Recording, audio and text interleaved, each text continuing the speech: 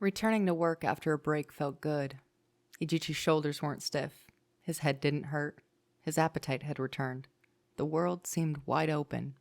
He felt in the best shape for the first time, and he didn't know how long. "Good morning." His voice sounded different as he greeted his coworkers. The air was clear, and tomorrow looked bright. In part, this was because he had enjoyed a solid rest for the first time in ages. Another big boost had come from relieving an emotional burden.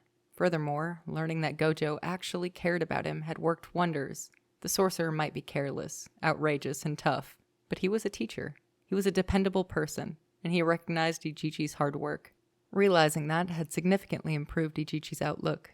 What Ijichi could do and what he should do were not cause for worry or regret. From now on, just as in the past, he would give his job everything he had. Having thus reaffirmed his resolve, he approached his desk in high spirits. He didn't have a desk.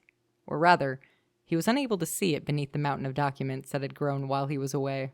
With trembling hands, Ijichi looked at a note on top. It was in Gojo's handwriting.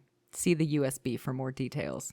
Ijichi waded through the documents, booted up his computer, and opened the password-protected message file. A moment later, Gojo's instructions appeared. Number 1.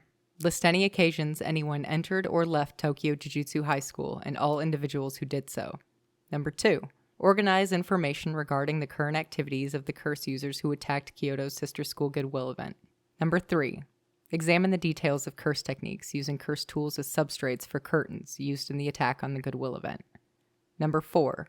Prepare methods for secret communications that are reliable and resistant to jujutsu and physical interference. Number 5. Arrange for construction workers to repair the Jujutsu High building and appoint supervisors from the school. Number 6. Secure a budget for the above-mentioned repairs. Number 7. Obtain inspection permits from the environmental protection groups for addressing destruction of nature by large-scale curse techniques. 8, 9, 10, 11. Ijichi looked at the computer. Then he looked at the documents.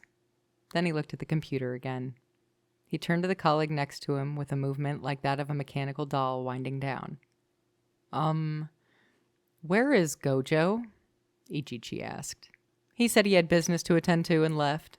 Apparently he'll be away for a few days." "Oh, he will he?" Ijichi looked out the window and looked up at the cloudless sky. "Oh, right," he thought. "That's the kind of guy I am. Give me a break to recover and then I'll return to work at full strength." He could almost sense Gojo out there somewhere beyond the blue sky. He supposed this indicated Gojo's reliance on him. With a wry laugh, Ijichi decided to dive in by straightening the documents Gojo had haphazardly dumped on his desk. The stiffness in his shoulders had disappeared overnight, but he could already feel it returning. All right, y'all. That concludes Chapter 3, Asakusabashi Elegy. And this chapter was so profoundly heartwarming to me. There's something about seeing these guys after what we know now, and we know the price that has been paid. Seeing them sitting in a bar, joking around, talking about potato salad, talking about which general can beat Gojo, talking about Ijichi's guilt and regrets, that just makes me want to give him a hug. So bad. I wish I could tell them to enjoy this moment. Ijichi, enjoy the irritation. It's kind of beautiful seeing Gojo care. Or seeing him just desperately trying to be a human and care in a human way. I don't know if making up shit about Steven Spielberg and his addition of cucumbers to potato salad was necessarily the best way to bond with Ijichi, but man, does that guy try. And if he can't do it himself, he does outsource help. He delegates to people who can help. Shoko, Nanami. Gojo is a teacher, and he sure does his best for not only his students, but for the homies. Just makes me wonder why it took so long for him to do the right thing for himself. And I know saying that is a little bit harsh, considering what doing the right thing for himself ended up getting him. But when's the last time we've seen Gojo smile at himself? I don't know if the dude's ever been internally pleased. I mean, maybe Toji. Back when he was fighting Toji, that might have been a personal pleasure moment. But as far as he himself doing anything that served himself he hasn't. He's done it all for everybody else. Even in his twisted way, it's all been for everybody else. So, cheers to Gojo. And you know what? Double cheers to Ijichi.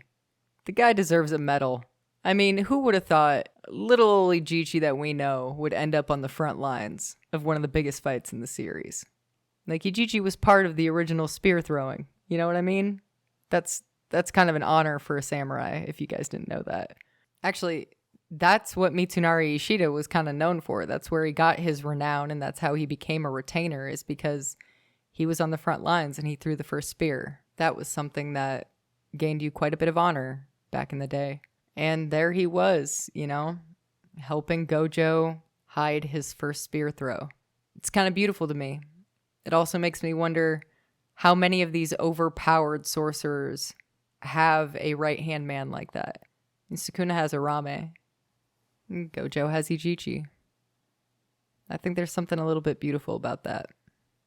Anyway, next chapter coming soon. Look forward to it.